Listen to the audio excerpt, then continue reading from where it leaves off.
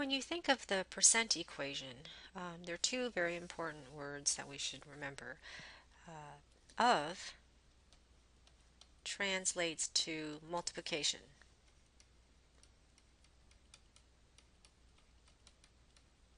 And the word is equal. Okay, so let's take part A and we're going to translate 45% of 40 is what number? So I look and I say, well, 45%, I'm going to write that as a decimal, which is 0.45. Of means times. 40 is equals x is what number? So now I simply have 0.45 times 40. So let's do that. 40 times 0.45. I have 0, 20, 0, 16, 0, 0, 8, 1.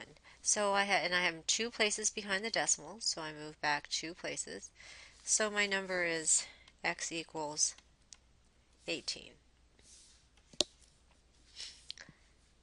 Let's work the other way around. If I have 57 is what percent of 60? So let's go ahead and write this out in our translation. So we have 57 is equals what percent? Right, what percent? So I'm going to say, call it P. Of is times 60. Okay, so now I have my math equation. I have 57 equals, let's just rewrite it as 60p.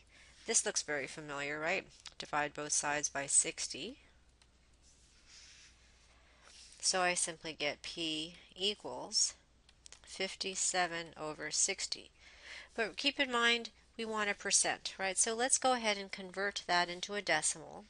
So I'm going to do some long division here. Remember, 60 into 57. And it doesn't have a decimal, but I know it goes right at the end. So I'm going to go ahead and put that decimal there, and I've got a couple places back. Put a couple zeros there. 60 doesn't go into 57, but 60 goes into 570 9 times. So I get 9 times 60 is 540. Do the subtraction, I get 3. Bring down the 0, I get 300. 60 goes into 305 times. So I get 300, and that goes 0. So that equals 0.95. Right? But still, I'm not done because I want a percent. So I need to convert 0.95 into a percent. A decimal to a percent, right? So remember what we do. We go ahead and we move the decimal place 2 places to the right, so we have 0.95.